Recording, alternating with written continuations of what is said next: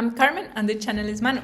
This is a space dedicated to all cancer survivors from around the world, where we share our stories and also we learn about this journey called life. Today we are going to talk with Iara.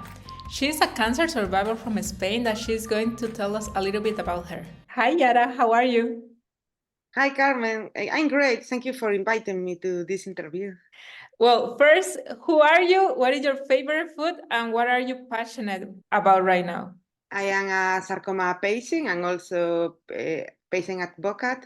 I found different associations in Spain, for example, Asarga, that is a patients association but specific for sarcoma. My favorite food is, I like seafood. So, zamburiñas is a special seafood from my region, from Galicia, from northwest of Spain. And what I'm passionate about, writing. Also, I write a book about my story. It's called El Sarcoma Día a Día in Spanish, Sarcoma Day by Day, and we did a movie also. If in YouTube, it's in the website of Asarga also, so if you put El Sarcoma Día a Día, documentary, so you will see it, and it has the subtitles in English, so everybody can see it. How is to have cancer in Spain? Well, I mean, we are in Europe, so we have a NHS system that is public versus another countries in Europe, sorry, that is private. So we are very lucky. The problem is the system is decentralized. Here, because we have 17 regions, we do have 17 different systems. What happened with sarcomas, like my case? Sarcomas is a rare disease. So in some countries, like in UK, you go to a specific reference center by law. But in Spain, we don't have that law. So everybody can treat you. There are some hospitals that maybe they never treat a sarcoma in their life, not because they are bad doctors, it's because it's a rare disease. So that's the problem we have in Spain, that is decentralized, and depending on your postcode, if you appear in a big center in Madrid with a rare disease, for example, like sarcoma, and you appear in a reference center, maybe you have more possibility to have a good result rather that is you appear in a small hospital, for example, in the countryside. But then I have to move to a reference center. And it's difficult because also the procedure to move for the doctor is difficult. They have to do a special paper. The image is not that they send you to a reference center and you have all the image and all your medical history. You have to record the CTs. Sometimes in your hospital tell you, okay, we are gonna need 3 months for records the CDs, and say, okay, I have to be next week in the hospital, imagine in Barcelona. I cannot wait 3 months. Then you need to go to a special copystery. Then you send the CDs and never get to the right hospital because they lose it or because they are huge hospital and they don't know who was the person to collect the CDs. Then the samples of the tumor, if you want to send it, also is another problem. So there is no communication between systems. Every system has different softwares, and sometimes maybe the image in La Coruña, you cannot see it in Ferrol.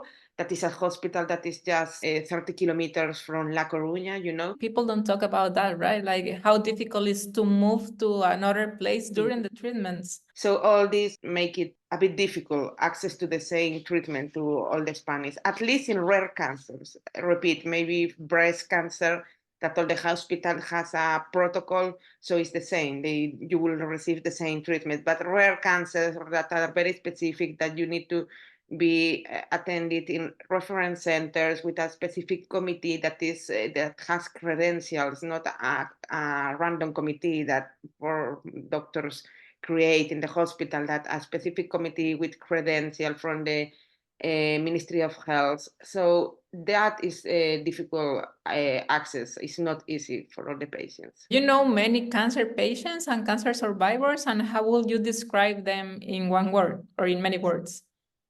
Yeah, sure. Because I created the Patients Association. It was one of the biggest patient association in Spain, Asarga. I created with another patients. We were all patients. We know that we are here for a moment, and this moment is the moment to be happy. And that's it. It's not for the money. It's not for be the best in your job. It's not for have a beautiful car. It's just be happy. And at the end, that's life. Be happy with the people you love. So I think it's something that at the end, all the cancer patients know that if we need to choose between treatment or quality of life, many of us, when you are metastatic and you are 8 years in the process and you know that your tumor or your cancer is not going to be cured, I think that all of us choose quality life versus treatment. And it's a hard decision. It doesn't mean that we are not going to take treatments, but sometimes also we need to stop, even if we know the risk to stop sometimes. And this peace in your mind that sometimes is also anxiety, but this kind of peace of accepting what is going to happen, I think is something that impressed me every day. What is the weirdest or funniest thing that someone have told you about having cancer or during your cancer journey? You look very pretty. The disease is treating you well. Okay, thank you. The disease make me pretty, it's like... Do you joke about having cancer sometimes? I mean, sometimes you joke, sometimes you are serious about it, sometimes you are very afraid of what is going to happen. It's like different emotions, you know what I mean? So you need to handle, and it's difficult because sometimes you have anxiety, sometimes you have peace, sometimes you accept the diagnosis, sometimes you want to fight, sometimes you don't want to fight. So, you know what I mean? You cannot stop it, and you shouldn't stop it. And what changes would you like to see in your country or your community to support cancer patients, and especially metastatic cancer patients? We want to have the vaccine. So Moderna, if you are hearing this interview, please, 2030, they told us that they will have the vaccine. So my God. I mean, no, I mean, more investigation. Also palliative care, people think that when you are in a palliative care, it's because you are going to die. And it's not like that. I mean, all the metastatic patients were in palliative care and we don't die. It's like, you need a special care, that's it. And this mindset, we will need to change it. A hospital need to be more cozy, like more like a home, because we spend many hours in hospitals. It's something that they are changing also. And sometimes you are like in a weird building and you just don't want to stay there, The oncologist patient is different from another patients because we live in hospitals. So we should think that this is our home. Also, access to treatment, for example, proton beam therapy, that is a very specific radiotherapy treatment that only few people can access. I have access, for example. So I think all the therapies to be free, to sequence a genome, that now it's gonna be free, but it's not in Spain.